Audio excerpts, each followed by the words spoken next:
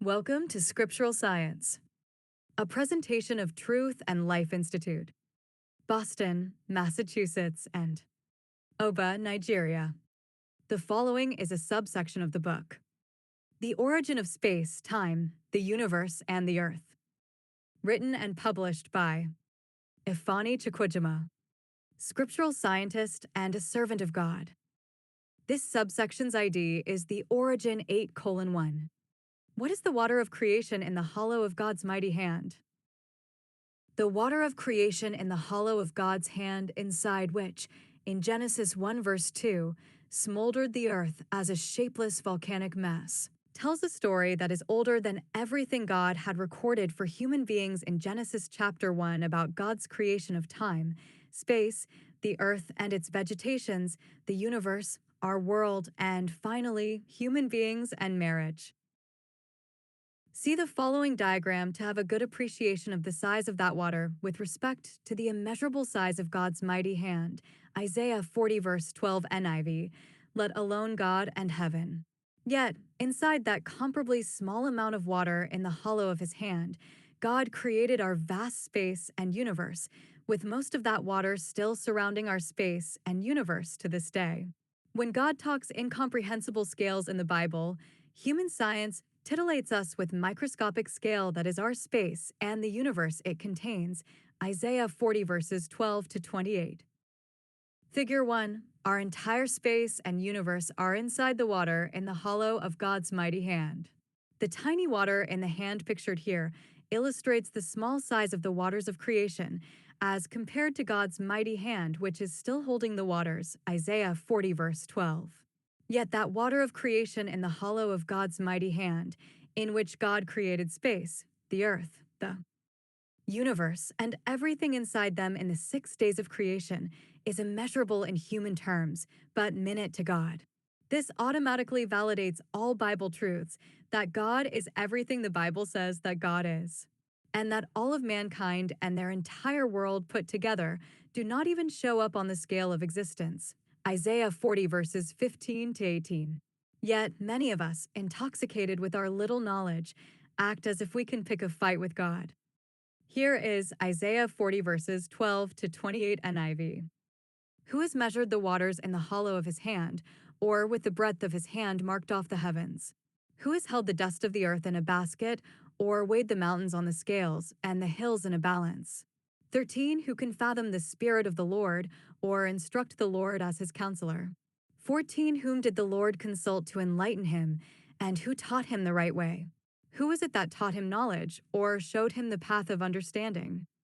15. Surely the nations are like a drop in a bucket. They are regarded as dust on the scales. He weighs the islands as though they were fine dust. 16. Lebanon is not sufficient for altar fires, nor its animals enough for burnt offerings. 17. Before him all the nations are as nothing. They are regarded by him as worthless and less than nothing. 18. With whom, then, will you compare God?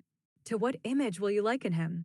19. As for an idol, a metalworker casts it, and a goldsmith overlays it with gold and fashions silver chains for it. 20. A person too poor to present such an offering selects wood that will not rot. They look for a skilled worker to set up an idol that will not topple. 21. Do you not know? Have you not heard? Has it not been told you from the beginning?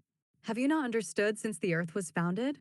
22. He sits enthroned above the circle of the earth, and its people are like grasshoppers. He stretches out the heavens like a canopy and spreads them out like a tent to live in. 23. He brings princes to naught and reduces the rulers of this world to nothing.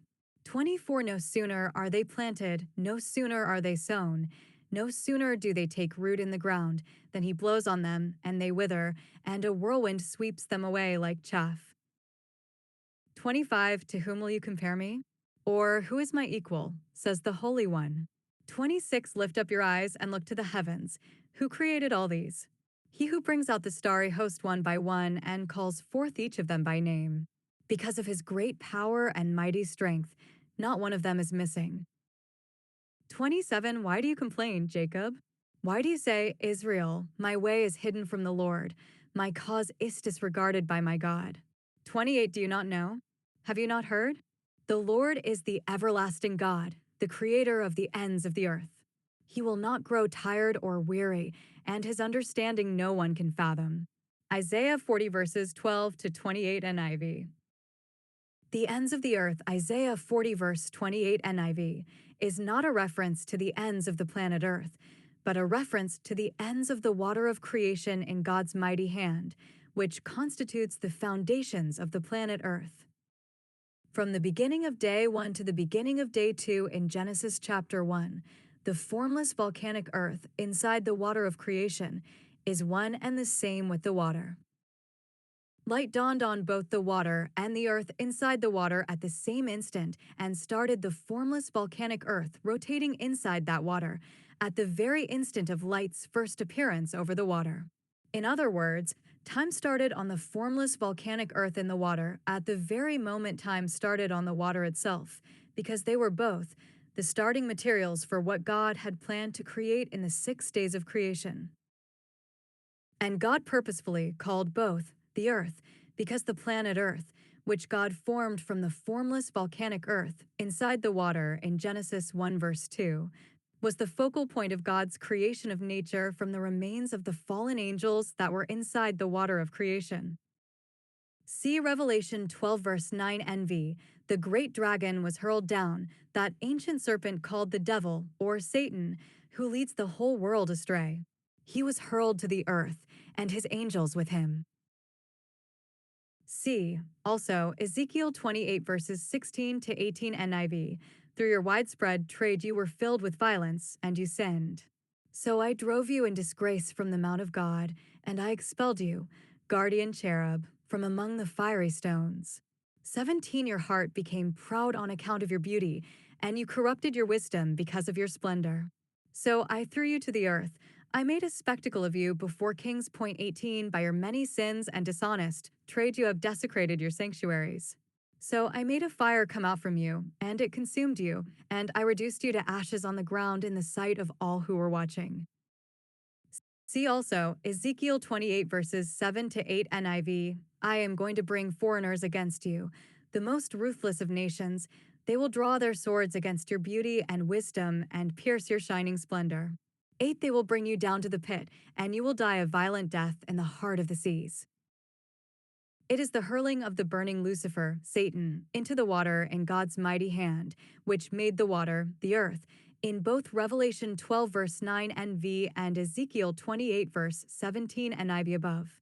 Before the burning Lucifer and the fallen angels were forced by the loyal angels of God into the water in the hollow of God's mighty hand to die a violent death in the heart of the sea, there was nothing inside the water in the hollow of God's mighty hand. God, being a God of purpose, had already designated that water in the hollow of his hand for a new purpose the water will serve for him, the creation of natural beings, the human beings, for their own journey of faith and salvation to shame the fallen angels, and not for the destruction the water must first serve, which is the permanent riddance of the fallen angels from heaven. I want to use this opportunity to take you to a godly woman in the Bible who focused entirely on what she knew God was going to do for her in her time of great distress, instead of pessimistically dwelling on the tragedy that had just struck her. She wisely kept her husband out of it all, and alone, focused on what she knew her heavenly Father was going to do for her. That is how God, in his creation narratives in the Bible, focused on the life that was coming and not on the death that would precede the life. Here is the faith of the Shunammite woman. One day Elisha went to Shunem, and a well-to-do woman was there, who urged him to stay for a meal. So whenever he came by, he stopped there to eat. 9 She said to her husband, I know that this man who often comes our way is a holy man of God. 10 Let's make a small room on the roof and put in it a bed and a table, a chair and a lamp for him. Then he can stay there whenever he comes to us. 11 One day when Elisha came, he went up to his room and lay down there. 12 He said to his servant Gehazi, Call the Shunammite. So he called her, and she stood before him. 13 Elisha said to him, Tell her, you have gone to all this trouble for us. Now what can be done for you? Can we speak on your behalf to the king or the commander of the army? She replied, I have a home among my own people. 14 What can be done for her? Elisha asked. Gehazi said, "She has no son, and her husband is old." 15 Then Elisha said, "Call her." So he called her, and she stood in the doorway. 16 About this time next year, Elisha said, "You will hold a son in your arms." "No, my lord," she objected. "Please, man of God, don't mislead your servant." 17 But the woman became pregnant, and the next year about that same time she gave birth to a son, just as Elisha had told her. 18 The child grew, and one day he went out to his father, who was with the reapers. 19 He said to his father, "My head, my head." His father told a servant, "Carry him to his mother." 20 After the servant had lifted him up and carried him to his mother, the boy sat on her lap until noon, and then he died. 21 She went up and laid him on the bed of the man of God, then shut the door and went out. 22 She called her husband and said, "Please send me one of the servants and a donkey so I can go to the man of God quickly and return." 23 Why go to him today? He asked. "It's not the new moon or the Sabbath." "That's all right," she said. 24 She saddled the donkey and said to her servant, "Lead on. Don't slow down for me unless I tell you." 25 So she set out and came to the man of God at Mount Carmel. When he saw her in the distance, the man of God said to his servant Gehazi, "Look, there's the Shunammite." 26 Run to meet her and ask her, "Are you all right? Is your husband all right? Is your child all right?" "Everything is all right," she said. 27 When she reached the man of God at the mountain, she took hold of his feet. Gehazi came over to push her away, but the man of God said, "Leave her alone. She is in bitter distress, but the Lord has hidden it from me and has not told me why." 28 Did I ask you for a son, my lord? She said. "Didn't I tell you, don't raise my hopes?" 29 Elisha said to Gehazi, "Tuck your cloak into your belt, take my staff in your hand and run. Don't greet anyone you meet, and if anyone greets you, do not answer. Lay my staff on the boy's face." 30 But the child's mother said, "As surely as the Lord lives and as you live, I will not leave you." So he got up and followed her. 31 Gehazi went on ahead and laid the staff on the boy's face, but there was no sound or response. So Gehazi went back to meet Elisha and told him, "The boy has not awakened." 32 When Elisha reached the house, there was the boy lying dead on his couch. 33 He went in, shut the door on the two of them, and prayed to the Lord. 34 Then he got on the bed and lay on the boy, mouth to mouth, eyes to eyes, hands to hands. As he stretched himself out on him, the boy's body grew warm. 35 Elisha turned away and walked back and forth in the room, and then got on the bed and stretched out on him once more. The boy sneezed 7 times and opened his eyes. 36 Elisha summoned Gehazi and said, "Call the Shunammite." And he did. When she came, he said, "Take your son." 37 She came in, fell at his feet, and bowed to the ground. Then she took her son and went out. 2 Kings 4 verses 8 to 37 NIV. The moment a location is chosen for the building of anything, the location begins to be referred to as what is coming to the location. The water in the hollow of God's mighty hand is the earth, because that is what was coming to the water.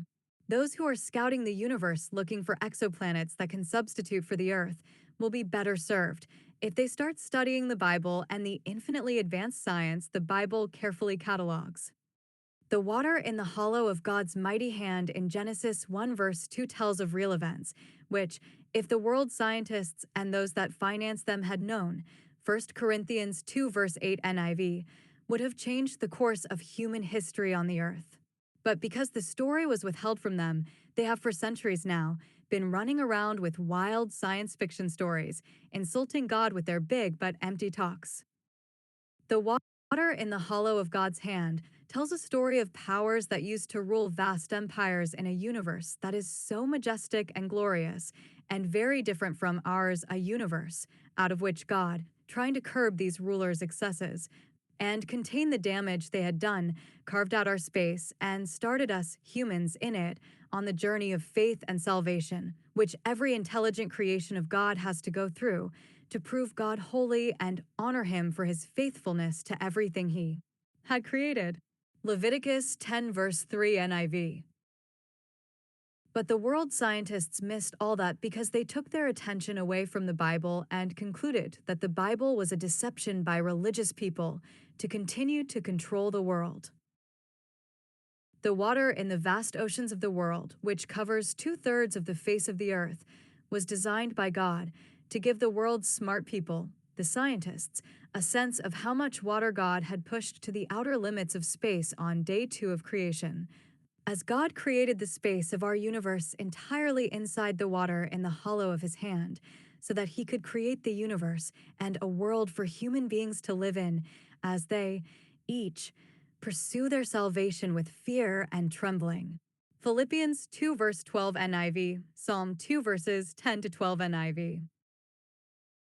Let us hear from God that in addition to the water of creation in the hollow of his mighty hand at Genesis 1 verse 2, being the sea and the foundations of the earth, that the water of creation is also a great barrier that obscures the earthlings' view of him and his Christ, seated majestically on their thrones in heaven. And that the way the moon, high up in the sky, affects the tides of the seas of the earth, is the same way disturbances God creates on the sea that currently sits atop space transmits to the seas around the earth. Job 38 verses 8 to 11 NIV, who shut up the sea behind doors when it burst forth from the womb. 9 when I made the clouds its garment and wrapped it in thick darkness. 10 when I fixed limits for it and set its doors and bars in place. 11 when I said, this far you may come and no farther. Here is where your proud waves halt.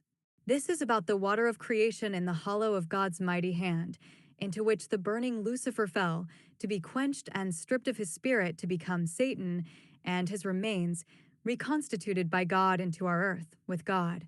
Touching on the entire process in Job 38 verses 12 to 15 NIV, have you ever given orders to the morning, or shown the dawn its place? 13 that it might take the earth by the edges and shake the wicked out of it. 14 the earth takes shape like clay under a seal, its features stand out like those of a garment. 15 the wicked are denied their light, and their upraised arm is broken. The seas of the earth did not burst forth from the womb, but the water of creation in the hollow of God's mighty hand did, when God scooped it up from the river of crystal clear water that flows from his throne in heaven. God then created our space inside the water, Genesis 1 verses 6 to 8, by pushing most of the water in his hand to the outer limits of our space, where the water remains to this day. The water of creation in God's mighty hand is enough to fill up our entire space countless times. That amount of water coming into God's mighty hand in one scoop by God from the river of crystal clear water that flows from the throne of God in heaven would have made waves of immeasurable heights. There is no way such a deluge would hold still when it enters any containment, let alone when it was separated into 2 parts and pushed around to create space between the 2 parts. It would have swooshed every which way inside God's cupped hand, spawning unprecedented waves, which God fixed limits for, and set its doors and bars in place, and say to, this far you may come and no farther. Here is where your proud waves halt. Job 38 verses 16 to 17 NIV, have you journeyed to the springs of the sea or walked in the recesses of the deep? 17, have the gates of death been shown to you? Have you seen the gates of the deepest darkness? Isaiah 40 verse 12 NIV, who has measured the waters in the hollow of his hand. Genesis 1 verses 6 to 8 NIV, and God said, let there be a vault between the waters to separate water from water. 7 so God made the vault and separated the water under the vault from the water above it. And it was so. 8 God called the vault sky. And there was evening and there were morning the second day. The sky in the Bible is the entirety of the space of the earth and the universe. 2 Peter 3 verse 5 NIV. But they deliberately forget that long ago by God's word the heavens came into being and the earth was formed out of water and by water. The earth being formed out of water and by water is a direct reference to the water of creation in God's mighty hand, stripping the star that was Lucifer of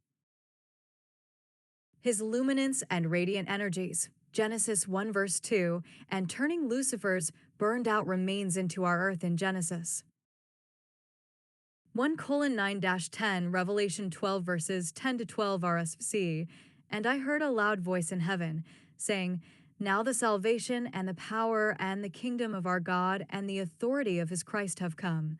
For the accuser of our brethren has been thrown down, who accuses them day and night before our God.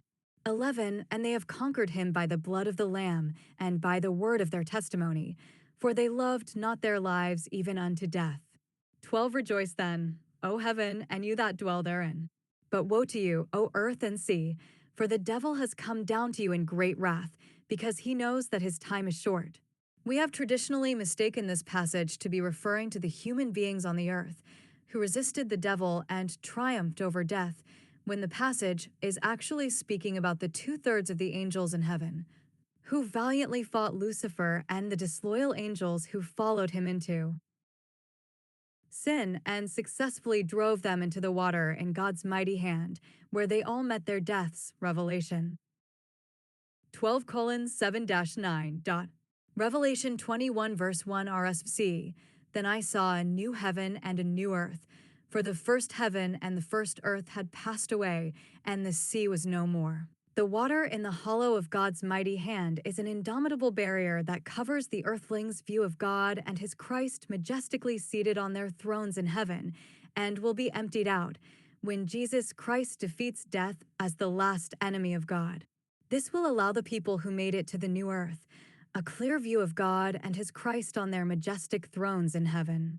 Matthew 24 verses 26-31 NIV. So if anyone tells you, there he is, out in the wilderness, do not go out, or here he is, in the inner rooms, do not believe it. 27 For as lightning that comes from the east is visible even in the west, so will be the coming of the Son of Man. 28 Wherever there is a carcass, there the vultures will gather. 29 Immediately after the distress of those days, the sun will be darkened, and the moon will not give its light. The stars will fall from the sky, and the heavenly bodies will be shaken. 30 Then will appear the sign of the Son of Man in heaven. And then all the peoples of the earth will mourn when they see the Son of Man coming on the clouds of heaven with power and great glory. 31 And he will send his angels with a loud trumpet call, and they will gather his elect from the four winds, from one end of the heavens to the other. Matthew 26 verses 63-64 NIV. The high priest said to him, I charge you under oath by the living God, tell us if you are the Messiah, the Son of God. 64 You have said so, Jesus replied. But I say to all of you, from now on you will see the Son of Man sitting at the right hand of the Mighty One and coming on the clouds of heaven. Luke 21 verses 25-31 NIV. There will be signs in the sun, moon, and stars. On the earth, nations will be in anguish and perplexity at the roaring and tossing of the sea. 26 People will faint from terror, apprehensive of what is coming on the world, for the heavenly bodies will be shaken. 27 At that time they will see the Son of Man coming in a cloud with power and great glory. 28 When these things begin to take place, stand up and lift up your heads, because your redemption is drawing near. 29 He told them this parable, look at the fig tree and all the trees. 30 When they sprout leaves, you can see for yourselves and know that summer is near. 31 Even so, when you see these things happening, you know that the kingdom of God is near. Isaiah 13 verses 9-13 NIVC. The day of the Lord is coming, a cruel day, with wrath and fierce anger, to make the land desolate and destroy the sinners within it. 10 The stars of heaven and their constellations will not show their light. The rising sun will be darkened, and the moon will not give its light. 11 I will punish the world for its evil, the wicked for their sins. I will put an end to the arrogance of the haughty and will humble the pride of the ruthless. 12 I will make people scarcer than pure gold, more rare than the gold of Ophir. 13 Therefore I will make the heavens tremble, and the earth will shake from its place at the wrath of the Lord Almighty, in the day of his burning anger. Isaiah 34 verses 1-4 KJV. Come near, ye nations, to hear, and hearken, ye people. Let the earth hear, and all that is therein, the world, and all things that come forth of it. 2 For the indignation of the Lord is upon all nations, and his fury upon all their armies. He hath utterly destroyed them, he hath delivered them to the slaughter. 3 their slain also shall be cast out, and their stink shall come up out of their carcasses, and the mountains shall be melted with their blood. Point 4 And all the host off heaven shall be dissolved, and the heavens shall be rolled together as a scroll, and all their host hall fall down, as the leaf falleth off from the vine, and as a falling fig from the fig tree. And why was the water of creation in God's hand? The Bible tells us that the water in God's mighty hand was there for 2 reasons, the first of which God did not tell us in Genesis chapter 1, because that chapter was dedicated by God to the celebration of our arrival into the world and into God's eternal providence. Then, when human beings became reckless, God began to reveal what the water in his hand was there to accomplish in the first place. A watery graveyard to dispose of the 1/3 of the angels of heaven that sided with Satan on Satan's recklessness against the angels of God, the stars of heaven, and his envious rage against the Son of Man. Revelation 12 verses 7 to 9 NIV. This is one story the world scientists and politicians never knew was there, which predated time, and would have warned them not to embark on the things they have been championing to diminish God's importance in the lives of human beings across human history. 1 Corinthians 2 verses 4 to 9 NV, my message and my preaching were not with wise and persuasive words, but with a demonstration of the Spirit's power. 5 So that your faith might not rest on human wisdom, but on God's power. 6 We do, however, speak a message of wisdom among the mature, but not the wisdom of this age or of the rulers of this age, who are coming to nothing. 7 No, we declare God's wisdom, a mystery that has been hidden and that God destined for our glory before time began. 8 None of the rulers of this age understood it, for if they had, they would not have crucified the Lord of glory. 9 However, as it is written, what no eye has seen, what no ear has heard, and what no human mind has conceived, the things God has prepared for those who love him. 10 These are the things God has revealed to us by his Spirit. And because God concealed the story that led to our creation from those that lead the world societies, who continue to build their everything on what they see in nature, they continue to impose their respective wills on the people they lead, and establish all kinds of special interests, which continue to ruin lives within their own societies and in the other societies around the world. Even though they know that the journey of faith and salvation is dependent on unity and love, Romans 1 verses 18 to 32 NIV, they resorted to divide and rule, subjugation, and outright robbery to maximize their gains. Through the education systems they have devised, human beings across the world continue to accept wickedness and extortion as the way to live life and have been passing it down from one generation to another. Ignorantly, we continue to trust that what we have been able to put together for ourselves will protect us from whatever the Bible say was going to come to us because of the way we live. Our ignorance of the truth and of God continues to puff up our heads, not realizing that we are all living inside an ocean of unimaginable size, whose water can fill up the entire universe many times over, and drown us and everything we have placed our trusts in. Finally, understanding that all of Genesis chapter 1 is accurate scientific records of God's creation activities in the 6 days of creation makes it clear that Noah's flood was God pointing human beings to his possible flooding of not just the earth, but the entire universe as well, with water that no human eyes have ever seen. Genesis 1 verse 7. Ignorance is truly a disease. When we think that we know, God reveals that we know nothing. None of the rulers of this age understood it, for if they had, they would not have crucified the Lord of glory. 1 Corinthians 2 verse 8 NIV.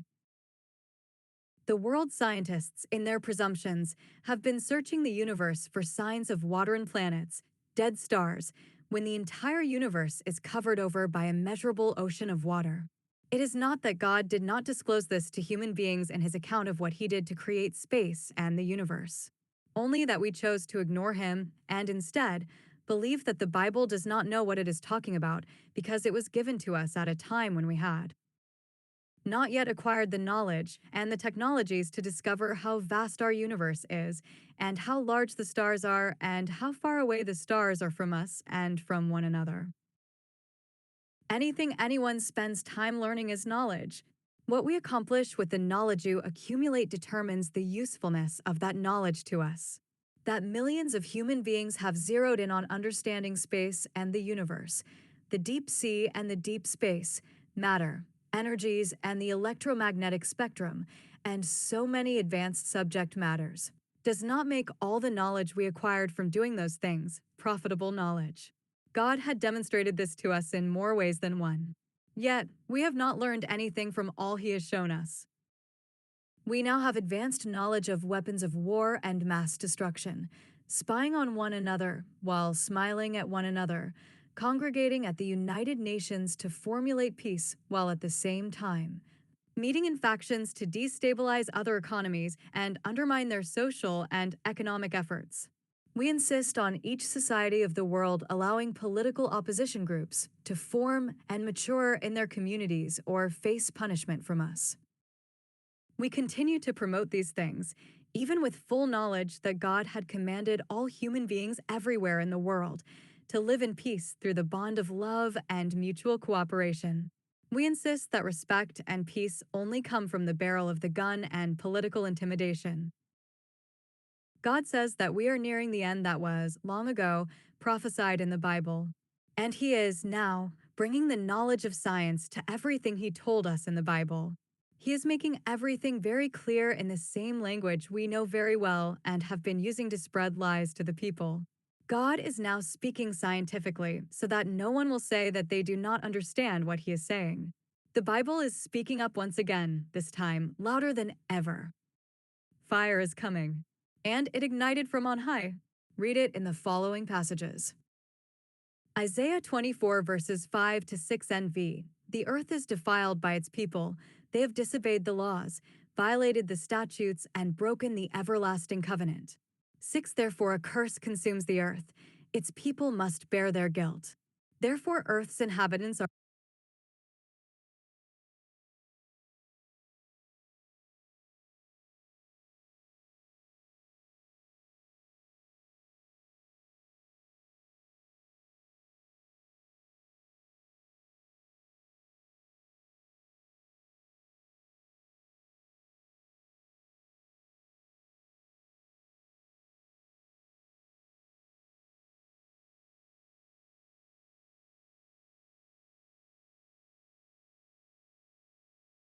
burned up, and very few are left.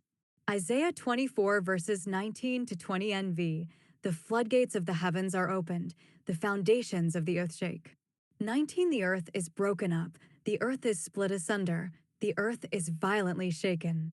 20 The earth reels like a drunkard, it sways like a hut in the wind. So heavy upon it is the guilt of its rebellion that it falls, never to rise again. When we hear the floodgates of the heavens, those who serve God always think back to the great flood, whose destructive waters came from the earth's crust and the clouds over the earth. Genesis 7 verses 11 to 24. Genesis 8 verses 1 to 22. In this passage from the book of Isaiah, God's opening of the floodgates of the heavens is referring to God's removal of the seals that are holding the oceans of water atop space from spilling back into space, as well as the water itself. To give the earthlings a clear view of heaven, which is why other translations of the Bible phrase this passage as God's opening of the window of heaven. Listen to Jesus Christ Himself tell you what this is all about. Then will appear the sign of the Son of Man in heaven, and then all the peoples of the earth will mourn when they see the Son of Man coming on the clouds of heaven with power and great glory. Matthew 24 verse 30 NIV. God has been talking about the foundations of the earth throughout the Bible, and nobody seems to understand what that foundation is. To God, the earth is not just the tiny planet that human being lives on. The foundation of the earth is everything God had in His hand in Genesis 1 verse 2, the smoldering, shapeless volcanic mass, and the immeasurable oceans of water that completely engulfed it. To this day, all of that water remains the foundations of the earth, because to this day, That water is what is holding the entire universe in place inside space. In other words, God had created space on day 2 and the universe on day 4 to become parts of the foundations of the Earth, the planet Earth being the only reason why space and the universe were created by God in the first place. If for some reason you missed that point, get it now, for your life does depend on it, because you're the very reason why God created the Earth, space, and the entire universe, and set them on a timetable. However, He did not create them for you so that you can rule over God as the world scientists and the world politicians have been trying to do, but to submit to Him in reverent thanksgiving, with all your heart, all your strength, all your mind, and all your soul. Hear it from the Bible. Hebrews 2 verses 6 to 18 KJV, but one in a certain place testified, saying, What is man, that thou art mindful of him? Or the Son of Man, that thou visitest him? 7 Thou madest him a little lower than the angels. Thou crownedst him with glory and honor, and didst set him over the works of thy hands. 8 Thou hast put all things in subjection under his feet. For in that he put all in subjection under him, he left nothing that is not put under him. But now we see not yet all things put under him. 9 But we see Jesus, who was made a little lower than the angels for the suffering of death, crowned with glory and honor, that he by the grace of God should taste death for every man. 10 For it became him, for whom are all things, and by whom are all things, in bringing many sons unto glory, to make the captain of their salvation perfect through sufferings. 11 For both he that sanctifieth and they who are sanctified are all of one, for which cause he is not shamed to call them brethren. 12 Saying, I will declare thy name unto my brethren, in the midst of the church will I sing praise unto thee. 13 And again, I will put my trust in him. And again, behold, I and the children which God hath given me. 14 Forasmuch then as the children are partakers of flesh and blood, he also himself likewise took part of the same, that through death he might destroy him that had the power of death, that is, the devil. 15 And deliver them who through fear of death were all their lifetime subject to bondage. 16 For verily, he took not on him the nature of angels, but he took on him the seed of Abraham. 17 Wherefore in all things it behoved him to be made like unto his brethren, that he might be a merciful and faithful high priest in things pertaining to God, to make reconciliation for the sins of the people. 18 For in that he himself hath suffered being tempted, he is able to succor them that are tempted. We then see that it is not what we think is important that is important, but what God, who purposed everything and created nature, say is important, that is really important. Is that not the reason why we arrest, detain, and persecute people for infringing on the goals we set out to accomplish with all the things we set up in our societies to achieve set purposes for us? If we have the right of enforcement in our purposes and the works of our hands, how much more the Creator, who created all, and so has the authority over all creations to achieve his purpose for creating all things and all people. Everything that is built to last is built on a foundation that is sturdy, and with the right materials and engineering techniques that can bear its weight and withstand strenuous conditions. God achieved all that before Genesis 1 verse 2. The immeasurable flood of water in which God had submersed the formless earth in Genesis 1 verse 2 is that foundation of the earth, which can never be shaken. And because the earth stands on a foundation as formidable as the water in the hollow of God's mighty hand in Genesis 1 verse 2, the earth can never be moved. 1 Chronicles 16 verse 30 RSV. Tremble before him, all the earth. Yeah, the world stands firm, never to be moved. An ocean of water that before Genesis 1 verse 2 engulfed at once and quenched the fires of all the stars and the rest of the celestial bodies that currently make up our universe is sure, a foundation for our earth that nothing can shake. We now see that everything in the universe was set in the space of our universe by God to serve the earth and its inhabitants. The celestial bodies in our universe are not at our command, but they each dedicate their services to helping human beings of all human generations get to salvation. When God commanded Adam in Genesis 1 verse 28 KJV, be fruitful and multiply, and replenish the earth, and subdue it, and have dominion over the fish of the sea, and over the fowl of the air, and over every living thing that moveth upon the earth, God was actually saying to him that everything in the universe is there to help him and all his descendants achieve the purpose of his creation. Yet, God can and had promised to shake that formidable foundation of the earth and the universe at the time of the end, to purge the earth of the sins of all human generations, and cleanse it permanently for those who trusted God and had lived the science of their respective lives in accordance with God's protocol for life, which are the commands of God in the Bible. See to it that you do not refuse him who speaks. If they did not escape when they refused him who warned them on earth, how much less will we, if we turn away from him who warns us from heaven?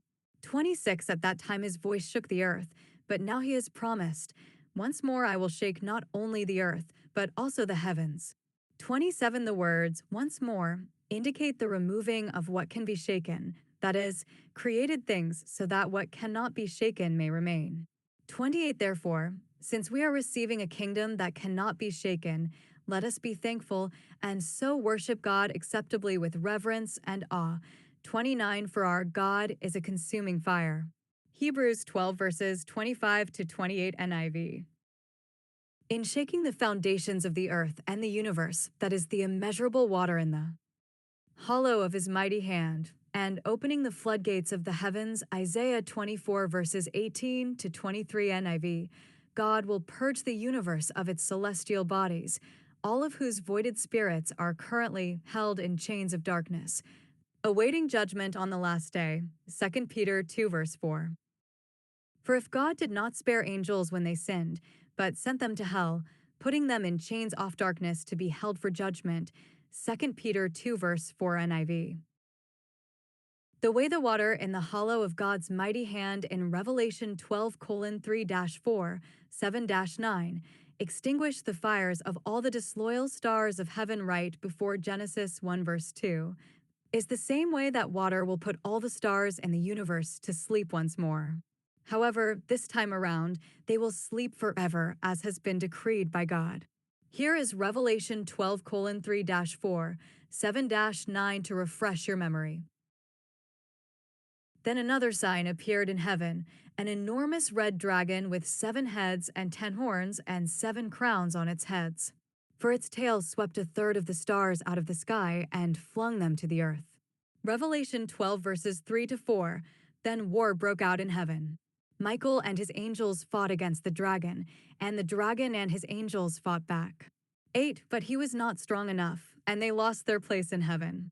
9 The great dragon was hurled down, that ancient serpent called the devil, or Satan, who leads the whole world astray. He was hurled to the earth, and his angels with him. Revelation 12 verses 7-9.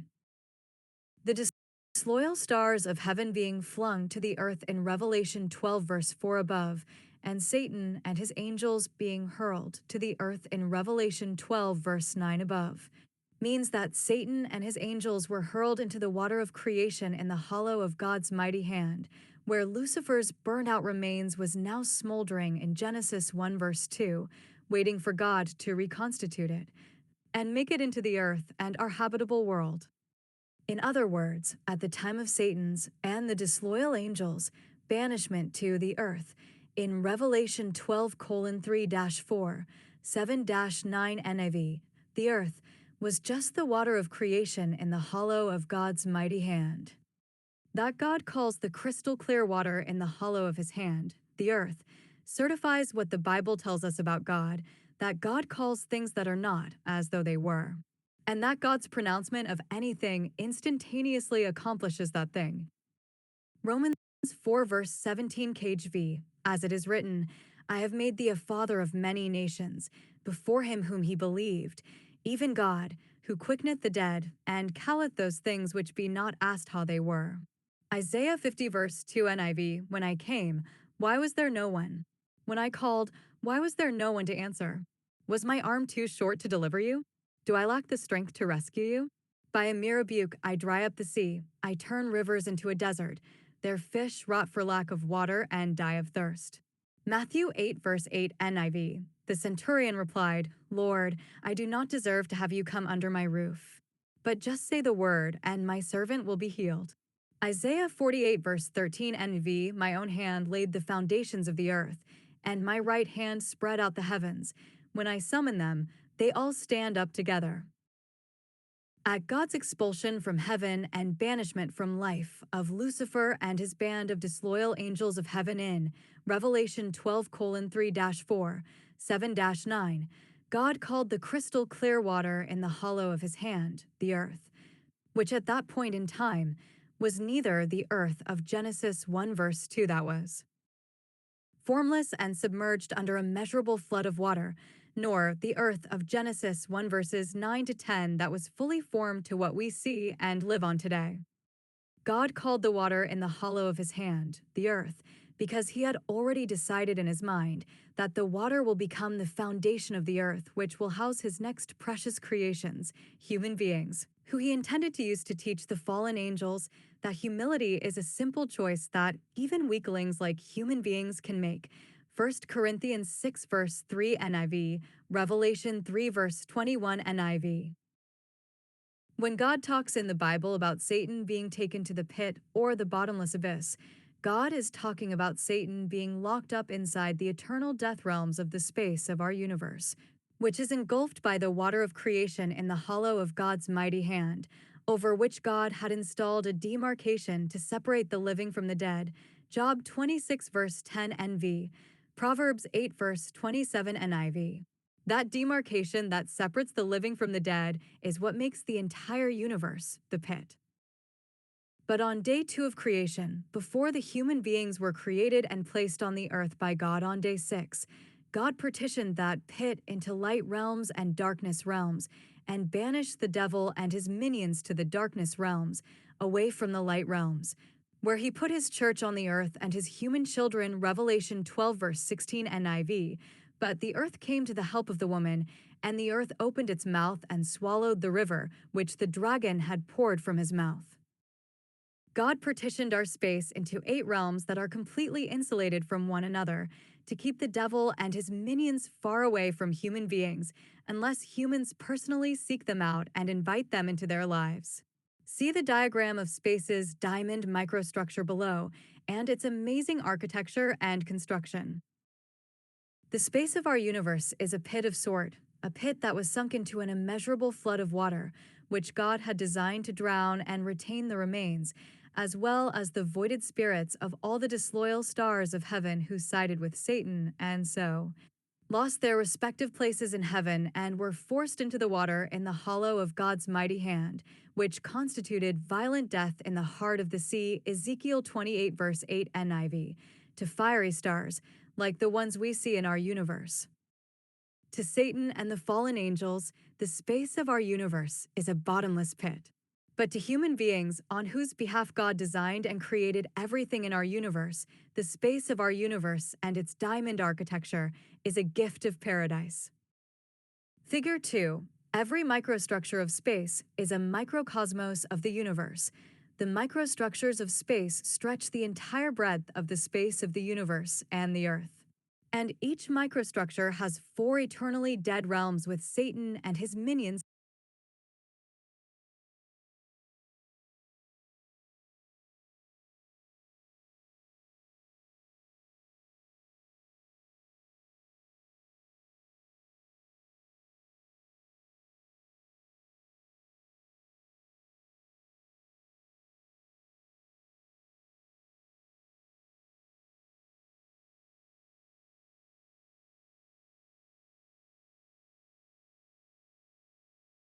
trapped in them, all the way to wherever it bottoms out.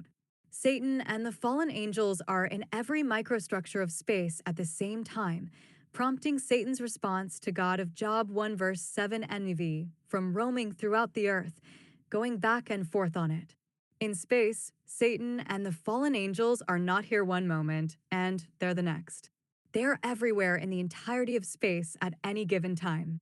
That was exactly what Satan expressed to God in Job 1 verse 7 NIV. Unlike the circuitries and networks of human technologies that are localized, the circuitries that are spirits are diffused and continually present everywhere at the same time.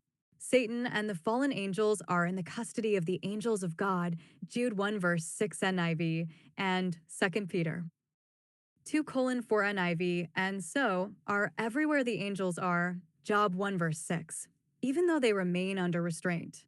But invitation breaks. Down restraints.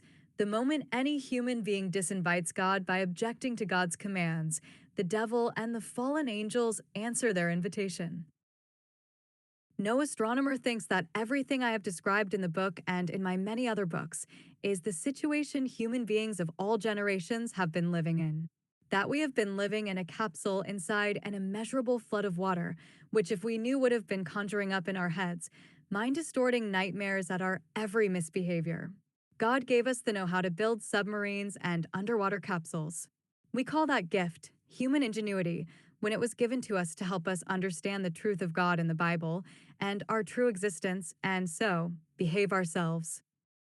When people look at photos from the scientists' mission to Pluto and deep space and marvel at those human accomplishments, I look at the photos and thank God for helping me believe everything He said in the Bible. Those space photos only confirm for me what I already know by trusting everything God had said in the Bible. Believing everything God had said in the Bible takes me to places more exotic than we see in the space photos. That is what makes it possible for me to sit down and come up with the illustrations I have been publishing in my many books. I am here with everyone. Yet I have, through the eyes of my spirit, seen those places I have been discussing and illustrating in my books. I am not the only person who believe God and can be shown those things and places without getting there first. Everyone that believes and begin to study the Bible in faith will also be shown these things and be taken to these places while they are still here on the earth. That is what faith accomplishes for those who believe. John 14 verse 7 NIV, henceforth you know him and have seen him. The immeasurable flood of water in God's mighty hand used to contain all the stars, all the planets, all the quasi and black holes, all the moons, and everything else that currently exists in our universe until day 4 of creation, when God called them out of that water and spoke life into each of them for service in our universe, for the benefit of our world and all human beings across all generations. Jesus Christ commanded Lazarus back to life from the dead after 4 days in the grave, commemorating the occasion of God calling back to life the 1/3 dead stars of heaven who sided with Satan for new assignments in our universe. The spirits that used to inhabit all the stars in our universe have been barred from heaven forever for siding with wickedness. That is the reason why all the stars in our universe, including the sun and the moon, will be stripped of their light and their radiant energies on the day of the end. Isaiah 34 verse 4 NV, all the stars in the sky will be dissolved and the heavens rolled up like a scroll. All the starry host will fall like withered leaves from the vine, like shriveled figs from the fig tree. Isaiah 24 verses 21 to 23 NV, in that day the Lord will punish the powers in the heavens above and the kings on the earth below. 22, they will be herded together like prisoners bound in a dungeon. They will be shut up in prison and be punished after many days. 23, the moon will be dismayed, the sun ashamed, for the Lord Almighty will reign on Mount Zion and in Jerusalem and before its elders with great glory. 2 Peter 3:5-7, 10-13 NIV. But they deliberately forget that long ago by God's word the heaven came into being and the earth was formed out of water and by water.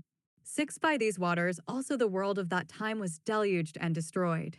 7, by the same word the present heavens and earth are reserved for fire, being kept for the day of judgment and destruction of the ungodly. 10, but the day of the Lord will come like a thief.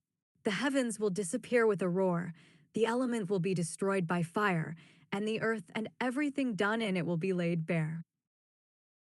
11, since everything will be destroyed in this way, what kind of people ought you to be? You ought to leave holy and godly lives. 12, as you look forward to the day of God and speed its coming. That day will bring about the destruction of the heavens by fire, and the elements will melt in the heat. 13, but in keeping with his promise, we are looking forward to a new heaven and a new earth where righteousness dwells. Revelation 6 verses 12 to 14 NV, I watched as he opened the sixth seal. There was a great earthquake. The sun turned black like sackcloth made of goat hair. The whole moon turned blood red. 13, and the stars in the sky fell to earth, as figs drop from a fig tree when shaken by a strong wind. 14, the heaven receded like a scroll being rolled up, and every mountain and island was removed from its place. The world looks at the revelation in passages like Revelation 6 verse 13 NIV above, and the stars in the sky fell to the earth, and say, that is nonsense. What they do not know is that God refers to the water of creation in the hollow of his hand as the earth, because his creation of the earth and human beings was what made that water useful. The water was previously, pre-Genesis 1:2, covered in death and darkness, Revelation 12 verses 8 to 9 NIV. Listen to Genesis 1 verse 2 KJV, and the earth was without form and void, and darkness was upon the face of the deep. And the Spirit of God moved upon the face of the waters. Darkness was on the face of the water, because the entire water was a watery graveyard for the 1/3 of the stars of heaven who were disloyal to God by siding with Satan, Revelation 12 verse 4, and so were permanently driven from heaven. When this passage says that the red dragon swept 1/3 of the angels of heaven out of the sky and flung them to the earth with its tail, by earth, the passage is referring to the water of creation inside which the earth, Lucifer's smoldering, burned-out remains, was in. The water and the earth were one at this point in God's creation, because the water's first purpose was to permanently rid heaven of all the stars that were disloyal to their God.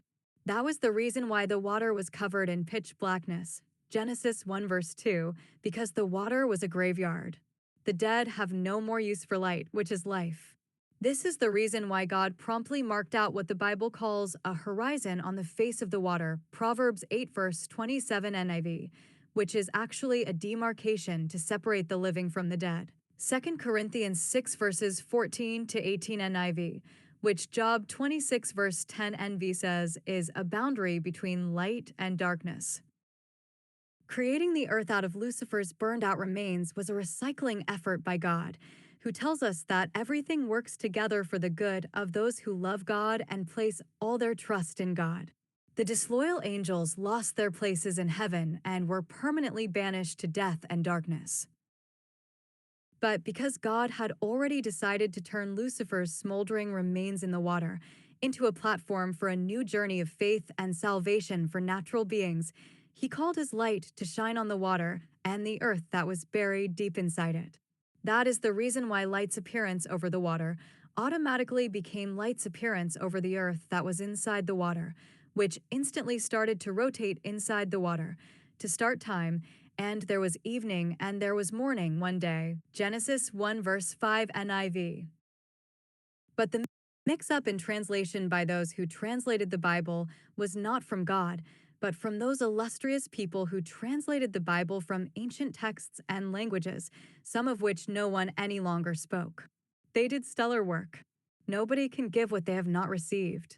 God allowed those translation mix-ups to stay, to further throw off the crafty people that search the Word of God, to profit themselves and impose their wills on the human population the world over. God separating the sheep from the goats is not something that will start with human beings at the end of time. God had already done it with the angels of heaven. And all of them that were found guilty promptly met their deaths in the water of creation in the hollow of God's mighty hand. The Bible did not say that it was a minor skirmish between the angels that were loyal to God and the 1/3 that sided with Satan, Revelation 12 verses 7 to 9 NIV. The Bible says that it was a war between the two groups of the angels of God, Revelation 12 verse 79 NIV. In wars, some of those who engage in it lose their lives. In the case of the angels, all the defeated angels lost their lives and were entombed inside the flood of waters in God's mighty hand, because at the time, there was no other place besides heaven. God did not create death and so never created graveyards for the dead. But when Lucifer's sin made death surface, God had to make room for the dead, hence the water he scooped up from the river of crystal clear water in heaven to accommodate the dead. The same way Abraham never bothered for a burial ground until his wife Sarah died, Genesis 23 verse 4 KHV, I am a stranger and a sojourner with you. Give me a possession of a burying place with you, that I may bury my dead out of my sight. The dead cannot be allowed to continue to mingle with the living. God was telling the story of the dead angels when he made Abraham say those words to the Hittites in his attempt to bury the love of his life who had just died. In the case of the fallen angels, as soon as their sins caused death to happen, a burial place away from the living became urgently necessary for God. For days after the fallen angels' entombment in their watery graves, and 2 days after God had created the space of the universe and the earth, God restored life to the remains of the fallen angels in the space of the universe and the earth. Isaiah 40 verse 26 NIV, making some stars, some moons, and some planets, and commissioned each of them to a vital role in a new journey of faith and salvation on the earth. One day, before reviving and recommissioning the remains of the fallen angels to service in the space of the earth and the universe, God had reconstituted Lucifer's remains into our earth and commissioned it to support life. While God was doing all these, the voided spirits that were forced out of their respective remains by God, Isaiah 14 verses 19 to 21 NIV, were all watching and doing everything in their power to prevent this new enterprise of God from coming to fruition. That is what God had shown to Apostle John in Revelation 12 below. Revelation 12 verses 1 to 6 NIV, a great sign appeared in heaven, a woman clothed with the sun, with the moon under her feet and a crown of 12 stars on her head. 2, she was pregnant and cried out in pain as she was about to give birth. 3, then another sign appeared in heaven, an enormous red dragon with 7 heads and 10 horns and 7 crowns on its heads. For its tail swept a third of the stars out of the sky and flung them to the earth. The dragon stood in front of the woman who was about to give birth, so that it might devour her child the moment he was born. 5, she gave birth to a son, a male child who will rule all the nations with an iron scepter. And her child was snatched up to God and to his throne. 6, the woman fled into the wilderness to a place prepared for her by God, where she might be taken care of for 1,260 days. Revelation 12 verses 13 to 17 NIV, when the dragon saw that he had been hurled to the earth, he pursued the woman who had given birth to the male child. 14, the woman was given the 2 wings of a great eagle, so that she might fly to the place prepared for her in the wilderness, where she would be taken care of for a time, times and half a time, out of the serpent's reach. 15, then from his mouth the serpent spewed water like a river, to overtake the woman and sweep her away with the torrent. 16, but the earth helped the woman by opening its mouth and swallowing the river that the dragon had spewed out of his mouth. 17, then the dragon was enraged at the woman and went off to wage war against the rest of her offspring, those who keep God's commands and hold fast their testimony about Jesus. The dead angel's reassignment in our universe was not an amnesty, but a temporary reprieve from God, who had chosen a day to execute a final judgment on all of his creations, humans and angels alike. For those who have convinced the world that human beings evolved from worms, take correction now. Human beings were created special and are only compared by God to powerful angels who have vast powers and rule over vast empires. And for those who believe them, get yourself out of the slum and live up to your calling by God. You are fearfully and wonderfully created, Psalm 139 verse 14. Learn the truth and live up to it. It is easier for us to now see why God would personally challenge Satan to tempt Job, an innocent man who had placed his trust and all hope in God. God was not setting up a loyal servant of his, like Job, to fail. He was simply demonstrating to Satan that he, God, was right and just in banishing Satan and his minions from life because of their wickedness. God was not going to create helpless creatures like the human beings just to prove a point to the angels. That he had to get his point across to the angels by using helpless creatures like human beings has to take something away from the angels and give it to those powerless human beings who still proved God holy, eternally righteous, in spite of the cluelessness. They will receive the crown of life, James 1 verse 12 NIV, Revelation 2 verse 10 NIV, rule over the angels with Christ, Revelation 3 verse 21 NIV, and judge the fallen angels, 1 Corinthians 6 verse 3 NIV, as well as the world, 1 Corinthians 6 verse 2 NIV. Let us briefly revisit Job 1 verses 7 to 12 in the light of this revelation. The angels all gathered before God, and Satan and his evil minions were all in tow behind the angels, being held in chains of darkness for the day of judgment, Jude 1 verse 6 NIV, 2 Peter 2 verse 4 NIV. God initiated Satan's thoughts for Satan about tempting Job. Why? Because Satan has always contested being stripped of life by God and continually accuses God of giving some people better protection to make sure that they never fall when Satan tempts them. To make sure that Satan cannot convince the angels that he did not deserve the punishment he got from God. God accepted Satan's challenge to God to remove his grace from Job, to allow the entire hosts of heaven, the fallen angels, and all the earth, to see that Satan's reduction of this great godly powerless man to an eyesore and a subject of rude jokes and ridicule did not make the godly man abandon his God. Job proved God right and just in the eyes of all by continuing to praise God's holy name in spite of the gruesomeness of his trials and by refusing to condemn God's wisdom, which mandated that he continue to look to God, regardless of how unbearable his sufferings become. In case you missed it, God's use of Job, the wisest man in the East, to demonstrate to the heavenly hosts, the fallen angels, and all the world that wickedness has no place in love, is what God is rebuking Job for in God's following rebuke of Job. Brace yourself like a man. I will question you, and you shall answer me. 8. Would you discredit my justice? Would you condemn me to justify yourself? 9. Do you have an arm like God's, and can your voice thunder like his? 10. Then adorn yourself with glory and splendor, and clothe yourself in honor and majesty. 11. Unleash the fury of your wrath. Look at all who are proud and bring them low. 12. Look at all who are proud and humble them. Crush the wicked where they stand. 13. Bury them all in the dust together. Shroud their faces in the grave. 14. Then I myself will admit to you that your own right hand can save you. Job 40 verses 7 to 14 NIV. If you are mystified that the just God of heaven and the earth and of all creations will go to this great length to prove to Satan, who is responsible for all the mischiefs in the world, that he was not stripped of grace unjustly. Think about how God accommodated Cain's complaint that anyone who saw him would killing him for being banished from God's presence for killing his own brother. Here is that exchange between the evil Cain and God the ever-merciful, who continues to give even to the wicked, in spite of the disappointment the wicked had been to God, because even the wicked belongs to God.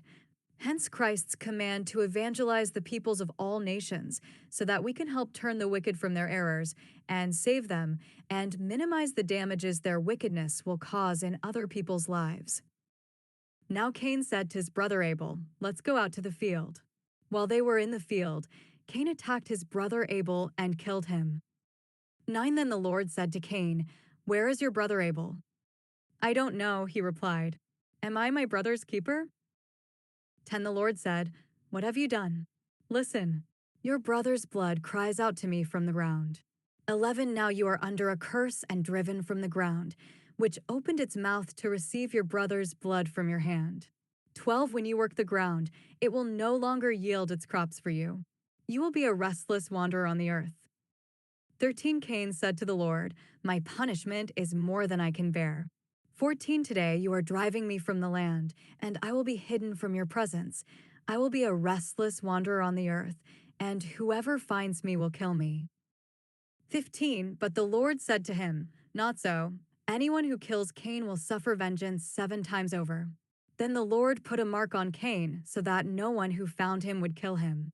16. So Cain went out from the Lord's presence and lived in the land of Nod, east of Eden. Genesis 4 verses 9 to 16 NIV. The story of Job is God's illustration to the angels and human beings alike of why perishable human beings are important to God, which made God place those among us that triumph over the temptations of the devil above the powerful angels of heaven. Even Job asked God the same question, not realizing that he was the one who will demonstrate to both angels and human beings why human beings are so important to God. Job 7 verses 17 to 21 NV. What is mankind that you make so much of them, that you give them so much attention? 18 that you examine them every morning and test them every moment. 19 will you never look away from me, or let me alone even for an instant? 20 if I have sinned, what have I done to you, you who see everything we do? Why have you made me your target? Have I become a burden to you? 21 why do you not pardon my offenses and forgive my sins? For I will soon lie down in the dust. You will search for me, but I will be no more. Hopefully, these revelations will help us begin to understand what passages like 1 Corinthians 6 verse 3. NV is talking about, do you not know that we will judge angels? How much more the things of this life? Here is the rest of 1 Corinthians chapter 6. If any of you has a dispute with another, do you dare to take it before the ungodly for judgment instead of before the Lord's people? 2, or do you not know that the Lord's people will judge the world? And if you are to judge the world, are you not competent to judge trivial cases? 3, do you not know that we will judge angels? How much more the things of this life? For therefore, if you have disputes about such matters, do you ask for a ruling from those whose way of life is scorned in the church? 5, I say this to shame you. Is it possible that there is nobody among you wise enough to judge a dispute between believers? 6, but instead, one brother takes another to court, and this in front of unbelievers. 7, the very fact that you have lawsuits among you means you have been completely defeated already. Why not rather be wronged? Why not rather be cheated? 8, instead, you yourselves cheat and do wrong, and you do this to your brothers and sisters. 9, or do you not know that wrongdoers will not inherit the kingdom of God? Do not be deceived. Neither the sexually immoral, nor idolaters, nor adulterers, nor men who have sex with men 10, nor thieves, nor the greedy, nor drunkards, nor slanderers, nor swindlers will inherit the kingdom of God. 11, and that is what some of you were.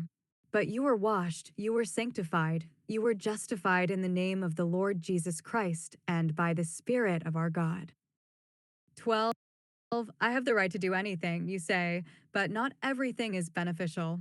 I have the right to do anything, but I will not be mastered by anything. 13, you say, food for the stomach and the stomach for food, and God will destroy them both. The body, however, is not meant for sexual immorality, but for the Lord, and the Lord for the body.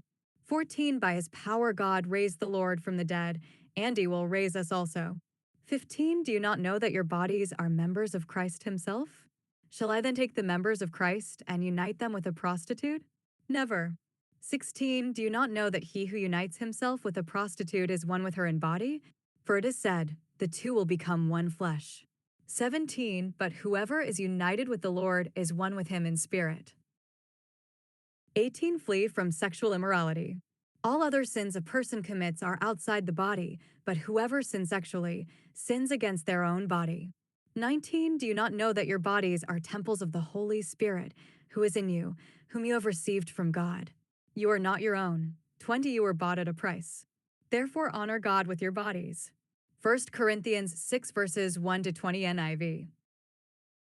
Any of us that successfully do the science that is our individual life in accordance with the commands of God in the Bible has proven the disloyal angels wrong and has earned the right to pass judgment on those angels for their disloyalty to the mighty God of all creations.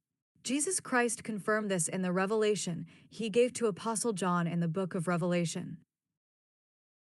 Revelation 2:18, 24-29 NV. To the angel of the church in Thyatira write, Now I say to the rest of you in Thyatira, to you who do not hold to her teaching and have not learned Satan's so-called deep secrets, I will not impose any other burden on you. 25, except to hold on to what you have until I come. 26, to the one who is victorious and does my will to the end, I will give authority over the nations. 27, that one will rule them with an iron scepter and will dash them to pieces like pottery, just as I have received authority from my Father. 28, I will also give that one the morning star. 29 Whoever has ears, let them hear what the Spirit says to the churches. Revelation 3:14, 21-22 NIV. To the angel of the church in Laodicea write, to the one who is victorious, I will give the right to sit with me on my throne, just as I was victorious and sat down with my Father on his throne. 22 Whoever has ears, let them hear what the Spirit says to the churches. Whoever sits with Jesus Christ on his throne in heaven will be judging the angels, kings, and ordinary people with Christ, just as, in this life, yoking ourselves together with him in God's electrolysis of life lightens our burdens and makes our yokes easy. Matthew 11 verses 27-30 NIV. In our lives currently, we go out of our way to share personal space with the superstars of our world. I have heard stories about people paying up to $1 million a person just to have an opportunity to go to lunch for an hour with the billionaire business tycoon Warren Buffett of the USA. We celebrate people's worldly accomplishments that way. If we spend that much to get close to human beings like us, and we do not care to earn the opportunity to sit with Christ on his throne by obeying God's commands and living our everyday life, so that we can judge angels and the same people we pay millions of dollars an hour in our current lives to hang out with, it does not make us look good at all, no matter what anyone says. In our current lives, every time someone takes us before a human judge who earned his right to judge by going to school, we shake like leaves before them for fear of them throwing us in jail or taking away resources we do not have enough of. Yet, we take lightly, become royalty with the Son of God, and sitting with him on his majestic royal throne, from which we judge with him angels and human beings of all human generations. It is more wonder than why.